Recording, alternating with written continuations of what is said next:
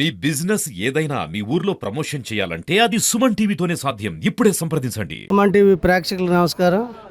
ఈరోజు ఏలూరు జిల్లా పోలవరం నియోజకవర్గం బొర్రంపాలెం గ్రామంలో మనం ఉన్నాము.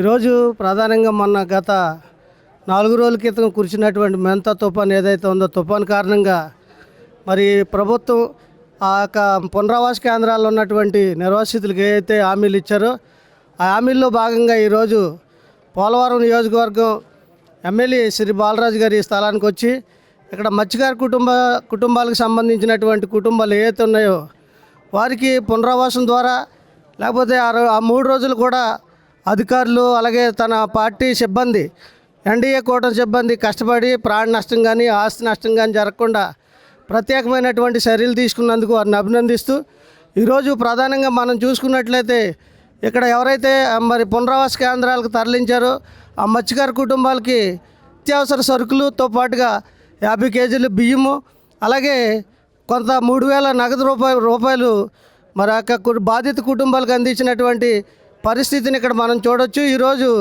ఎందుకంటే ఎన్డీఏ కూటమి అధికారంలోకి వచ్చిన తర్వాత నియోజకవర్గం చాలా అభివృద్ధి పదవుల్లో పరుగులాడుతుందని చెప్పేసి ఆయన తెలియజేశారు.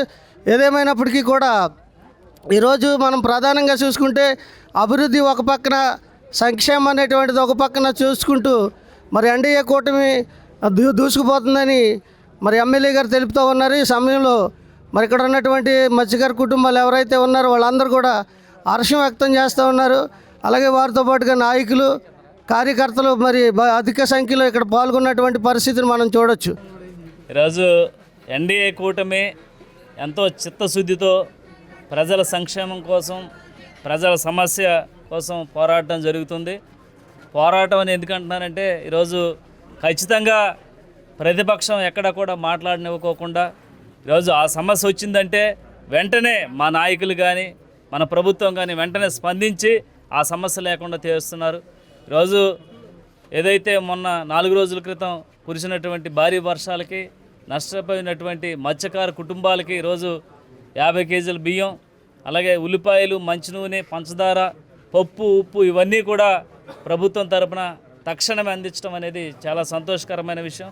పోలవరం కాన్స్టిట్యున్సీకి సంబంధించి 363 మంది కుటుంబాలకి అందించబోతున్నాం.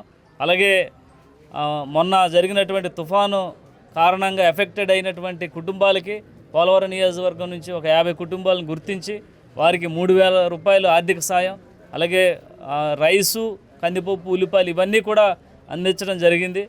ఏదైతే గత ప్రభుత్వాలు చూసుకుంటే ఈ ప్రభుత్వం చూసుకుంటే ఈరోజు ఎన్డీఏ కూటమి ప్రజల కోసం ఎంత చిత్తశుద్ధితో పనిచేస్తుందో ఏదైతే సమస్య వచ్చిన వెంటనే ఏ విధంగా స్పందించి వారికి ఆర్థిక సహాయాలు చేస్తుందో దీని ద్వారాగా తెలుసుకోవచ్చు. ఈరోజు గెలిచిన సంవత్సరాల కాలంలో ఈరోజు ఎన్నడూ లేని విధంగా ఏజెన్సీ గ్రామాలు కానీ ఇటు 7 మండలాలకు సంబంధించి డెవలప్మెంట్ విషయంలో కానీ అలాగే పోలవరం ప్రాజెక్టు విషయంలో కానీ ఈరోజు ఖచ్చితంగా ఒక ప్రణాళికతో ఏదైతే గ్రామాలను అభివృద్ధి చేయాలి, గ్రామాల్లో ఉండేటువంటి మౌలిక సదుపాయాలను అభివృద్ధి చేయాలి, అలాగే ఉద్యోగ అవకాశాలు కల్పించాలనేటువంటి ఒక ఉద్దేశంతో ఈరోజు ఎన్డీఏ కూటమి ముందుకు వెళ్తుంది. ఖచ్చితంగా ఏదైతే మేము ప్రజలకి మంచి చేయాలని ఎప్పుడు కూడా భావించే ప్రభుత్వానికి ఎప్పుడు కూడా మంచి జరుగుద్ది. అలాగే 4 రోజుల క్రితం కురిసినటువంటి ఈ వర్షాలకి ప్రతిపక్ష నేత కూడా కాదు, ఒక పార్టీ అధ్యక్షులైనటువంటి ఆయన మాజీ ముఖ్యమంత్రి ఆ 4 రోజులు కూడా వెళ్ళి బెంగళూరు ప్యాలెస్లో దాక్కోవడం జరిగింది. ఎందుకంటే ఈ తుఫాను వస్తే ఆయన కూడా కొట్టుకుపోతాడని అక్కడ దాక్కోవడం జరిగింది.